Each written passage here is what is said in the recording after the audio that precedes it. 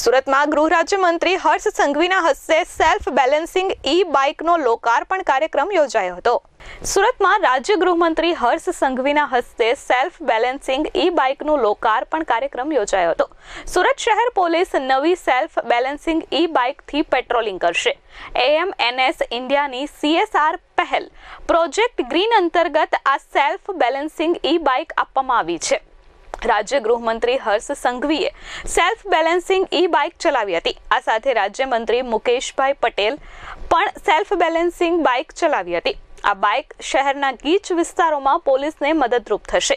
ગીચ વિસ્તારોમાં પોલીસ વાહનોને લઈને ઝડપી પહોંચવામાં મુશ્કેલી થતી હોય છે, ત્યારે આ સેલ્ફ બેલેન્સિંગ કાર નાની ગલીઓમાં જશે અને પેટ્રોલિંગ આસાન થશે। હવે આ સેલ્ફ બેલેન્સિંગ ઈ બાઇક મદદથી સરળતાથી પહોંચી કામગીરી કરી શકાશે।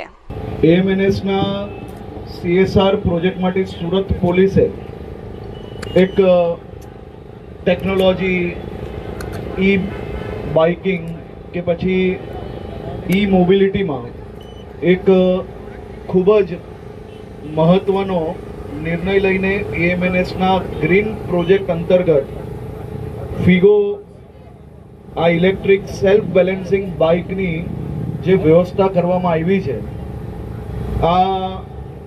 આજના ટેકનોલોજીવાળા યુગમાં સ્માર્ટ પોલીસિંગ માટેનો એક ખૂબ જ મહત્વનો પગલું એ સુરત પોલીસ દ્વારા ભરવામાં આવ્યું છે અને ખૂબ સરસ 25 આ સેલ્ફ બેલેન્સિંગ બાઇક આપણે સુરત પોલીસે AMNSની મદદથી મેળવેલા છે। આપ જોઈ શકો છો કે જે વિસ્તારની અંદર ખાસ કરીને જે શોપિંગ એરિયા હોય, જ્યાં ટ્રાફિક હોય, જે માર્કેટ એરિયા હોય, જે રેગ્યુલર જ્યાં કાર્યક્રમો થતા હોય, એવા એરિયામાં પોલીસે ગાડીમાં પહોંચવું એ ખૂબ સમય લાગતો હોય છે અને ટ્રાફિકમાં બી ક્યાંક ને ક્યાંક ગાડીઓ નીકાળવાની ખૂબ તકલીફ પડતી હોય છે। તો સ્માર્ટ પોલીસિંગનું એક સૌથી ઉત્તમ ઉદાહરણ આજે આપણે સૌની સમક્ષ છે કે ટેકનોલોજીનો ઉપયોગ કરવો, ઈ વ્હીકલ્સ વધારે ઉપયોગ કરવો, એટલે કે ગ્રીન પ્રોજેક્ટમાં બી AMNS દ્વારા જે આ મદદ મળી છે આ ખૂબ મહત્વની છે અને ખાસ કરીને હું AMNSની આખી ટીમને ખૂબ અભિનંદન અને આભાર માનું છું અને સુરત પોલીસને અભિનંદન આપું છું કે એક અદ્ભુત પ્રયાસ છે। આ જ પ્રકારે આપણે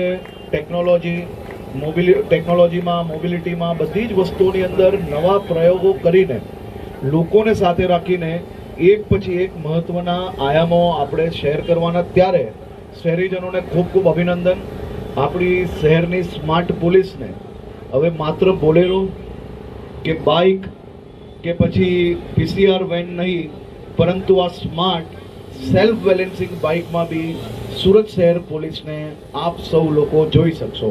bureau report S24 news Surat.